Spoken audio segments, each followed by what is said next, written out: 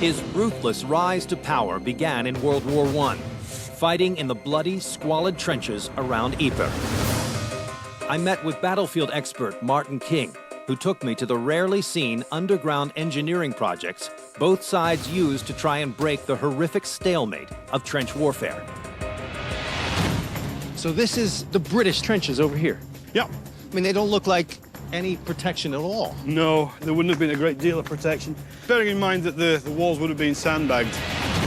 In the trenches, just 5 feet deep, dug in a hurry with little or no bracing, soldiers faced horrific weapons no one had seen before, like artillery shells that turned trenches into craters. Any soldier who stuck his head up was also within range of a ferociously efficient new weapon, the machine gun. An American invention, it could spit out ammo 30 times faster than a rifleman. And then there were the clouds of poison gas that could drift across at any time. In this nightmarish landscape, there was only one safe place for miles around. Oh, it's tunnel. This is called a sap tunnel. Wow, what's this? This takes you out into no man's land.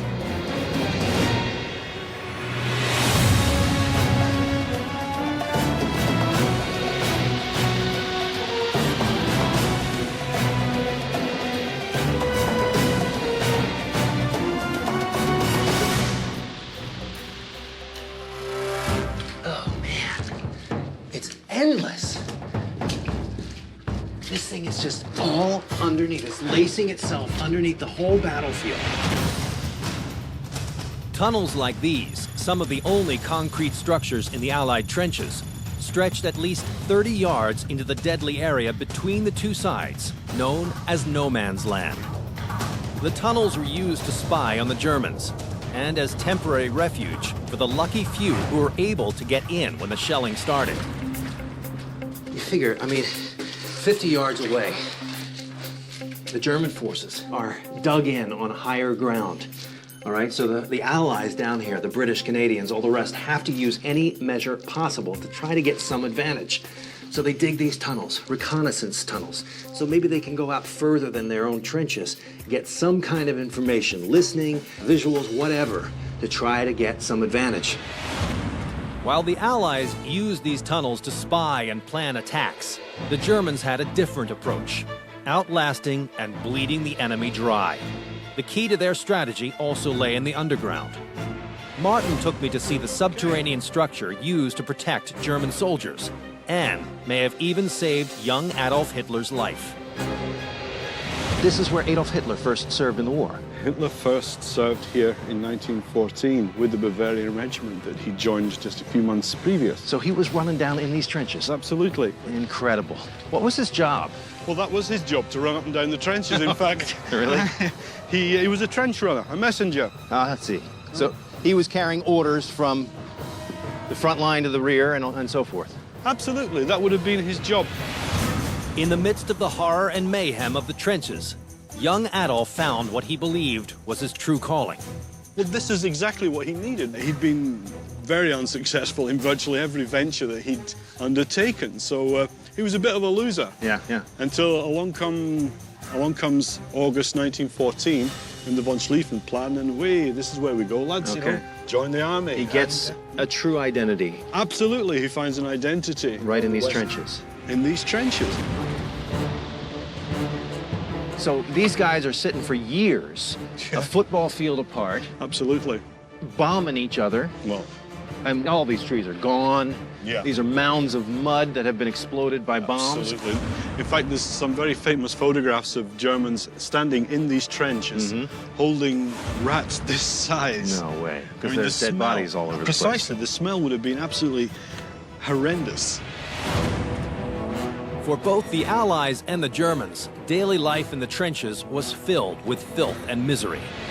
But the Germans had a key advantage: subterranean bunkers, the forerunners of the infamous Nazi bunkers of World War II that could survive a direct hit from a one-ton bomb. This is a classic German frontline bunker, reinforced concrete. Look at this. Oh, yeah. This concrete's got metal. Sure, all through there. So this thing has stood up to many a bombardment. It's pretty sturdy, absolutely. You'd be pretty safe in here.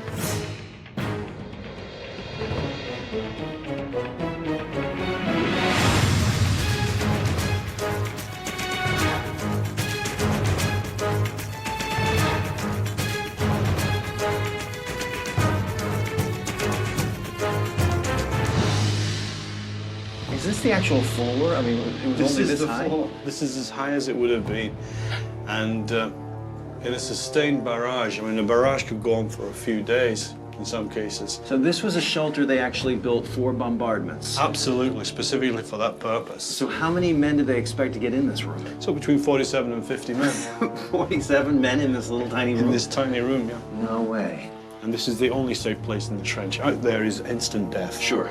So here you're protected. You've got a few feet of reinforced concrete above your head. In tiny rooms like this, Adolf Hitler gained a captive audience for his fiery propaganda. If he would have walked into this bunker or crawled into this bunker, and he's got 40 plus guys sitting here and said, listen to this, lads, I've just been back to Berlin, and you know, and there he would have his rant and he would start preaching it. About the things we know. Politics, basically. Politics. Hitler's constant companion and only friend during the war was a dog who kept away rats. From this moment on, Hitler was never without a dog. His beloved German Shepherd Blondie was with him in the Berlin bunker when he committed suicide 30 years later. Even though some estimate his unit lost over 2/3 of its men in the first few weeks of the war, Hitler miraculously survived 4 years on the Western Front.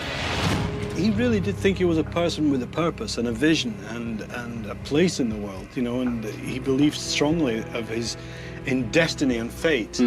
4 years in the trenches, dodging the horrors of modern killing machines, drove Hitler deeper and deeper into a mad, unquenchable hatred for his enemies, while 2 mighty armies dug down into the underground, looking for a way to end the bloodiest standoff in history.